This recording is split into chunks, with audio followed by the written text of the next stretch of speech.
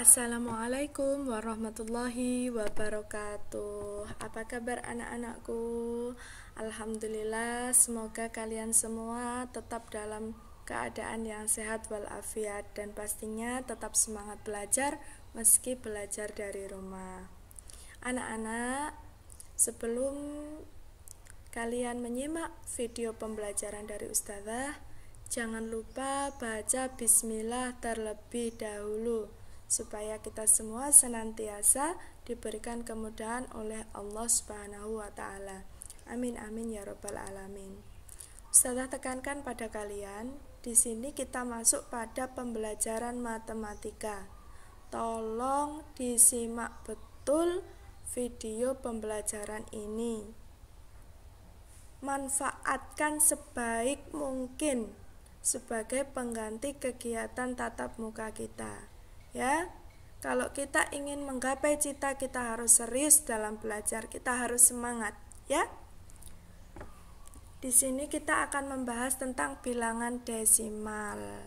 Nah, yang pertama, mengenal bilangan desimal. Apa toh bilangan desimal itu? Bilangan desimal adalah bilangan yang dituliskan menggunakan tanda koma. Contohnya 0,4. Nah, 0,4 ini ada komanya, ini namanya bilangan desimal. Nah, 0,4 ini artinya sama dengan 4/10. Jadi, bilangan desimal itu nama lain dari bilangan pecahan. Yang mana pecahan itu ada per 10, yang khusus desimal ya, kelipatan 10. Ada 10, ada 100, ada 1000, ada 10.000, ada 100.000, ada 1 juta. Ya. Per 10-an, per 100-an, per 1000-an dan seterusnya. Yang kedua ada 0,04, artinya sama dengan 4/100. Dan ada 0,004, artinya sama dengan 4/1000. Bagaimana kita bisa tahu itu per 10, per 100, atau per 1000? Caranya kita lihat angka di belakang koma. Jika ada satu angka di belakang koma, itu berarti per 10. Ustazah ulangi, jika ada satu angka di belakang koma, artinya per 10.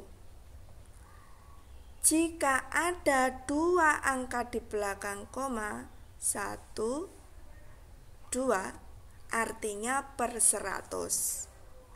Dan jika ada 3 angka di belakang koma, artinya per 1000. 1, 2, 3, berarti per 1000. Sampai sini paham ya? Selanjutnya, mengubah pecahan biasa menjadi pecahan desimal. Nah, ini kita perhatikan ya. 1/2 kita jadikan per 10 atau per 100 atau per 1000. 2 mendekati 10. Nah, dari 2 bisa menjadi 10, itu dikali berapa? Dikalikan dengan 5. 2 bisa jadi 10 dikalikan dengan 5. Kalau yang bawah dikali 5, maka yang atas juga harus dikali 5. Yang bawah dikali 5, yang atas juga harus dikali 5. Dari sini 1/2 sama dengan 5/10. Bagaimana cara menjadikan desimal? Kita tulis dulu angka 5. Karena per 10 berarti ada satu angka di belakang koma. Nah, angkanya ini cuma ada 1, harus ada satu angka di belakang koma, berarti komanya kita taruh di depannya angka 5. dan di depan koma kita kasih 0. Jadi 5/10 itu sama dengan 0,5. Paham? Contoh lagi, di sini ada 1/8. Bisa kita jadikan per 10? Bisa. Bisa per 10. Tapi dikali berapa dari 8 ke 10? Itu dikalikan 1,25. Kalau yang bawah dikalikan 1,25, yang atas juga harus dikalikan 1,25. Jadi hasilnya ada 1,25/10. Nah, kita tulis dulu angka yang atas 1,25. Nah, karena per 10 itu artinya kan dibagi 10. Dan di sini sudah ada koma, masih dibagi 10 lagi. Berarti di depan angka 1 kita kasih 1 koma. Di depan koma kita kasih angka 0. Bagaimana dengan koma yang di belakangnya angka 1? Ini tidak kepakai. Jadi hasilnya 0,125. Begitu juga dengan per 100. Kalau 8 menjadi 100 itu kan dikali 12,5. Kita tulis 12,5. Karena per 100 itu artinya sama juga dengan dibagi 100. Di sini sudah ada koma, berarti komanya kita mulai dari depannya angka 2. Karena 100 berarti kita tambahkan komanya berapa? 2. 1, 2 di depan angka 1. Tidak boleh kan ada koma di depan, depannya harus kita tambahi 0. Nah, koma yang di belakang angka 1 dan di belakang angka 2 ini dihapus, tidak kepakai. Yang kepakai hanya koma yang paling depan, jadi 0,125. Nah, kalau kalian bingung dikalikan dengan koma-koma, kita jadikan per 1000. Nah, 8 bisa jadi 1000 itu dikalikan 125. Maka kalau yang bawah dikali 125, yang atas juga harus dikali 125. Hasilnya 125/1000. Kita tulis seperti tadi 125. Kalau per 1000 berarti ada 3 angka di belakang koma. Ini angkanya ada 3, harus ada 3 angka di belakang koma. Kita mulai dari angka yang mana, Ustazah? Dari angka yang terakhir, dari sini. 1, 2, 3. Yang paling depan ditambahi 0. Koma yang di belakang angka 1 dan di belakang angka 2 tidak dipakai. Yang dipakai yang paling depan. Hasilnya 0,125. Mengerti? Misalkan di sini ya, ada 32/10, Ustazah. Bagaimana cara jadikan desimalnya? Kita tulis angka 32-nya. Per 10 syaratnya harus ada 1 angka di belakang koma. Ini ada 2 angka, kita mulai dari angka yang mana? Angka yang paling belakang, angka 2. Harus ada 1 angka di belakang koma, berarti komanya 1. Gini. Jadi 32/10 itu artinya sama dengan 3,2, bukan 0,32. Paham ya? Nah, sekarang kita mengubah pecahan desimal menjadi pecahan biasa maupun pecahan campuran. Di sini ada contoh 3,5. Komanya tidak usah ditulis, kita tulis angkanya saja 35. Di sini kita lihat di belakang koma ada 1 angka, berarti per 10. 35/10. Kita sederhanakan. 35 kita bagi dengan 7. 35 kita bagi dengan 5. 10 kita bagi dengan 5. 35 dibagi 5 dapat 7, 10 dibagi 5 dapat 2. Kok bisa 5? Iya, karena FPB dari 35 dan 10 adalah 5. Paham ya? Ada contoh lagi, 2,15. Kita tulis angkanya 215. Di belakang koma ada 2 angka, berarti per 100. Kita sederhanakan menjadi 23/20 seperti biasa cara menyederhanakannya ya. Selanjutnya ada 0,175. Kita tulis angkanya saja. Angka selain 0 maksudnya ya. 175. Nah, di sini di belakang koma ada 3 angka, berarti kita per 1000. Ini Ustazah kurang ya nulisnya. 175 berarti per 1000. Nah, ini dibagi 25 dapat 7, 1000 dibagi 25 dapat 40. Nah, ini kurang 0 ya. Bagaimana Ustazah? Misalkan ada 10,2. Nah, ini bagaimana Ustazah? Ini ada 0. Apakah 0 di tengah tidak ditulis? Kalau 0 di tengah tetap ditulis. Jadi 102.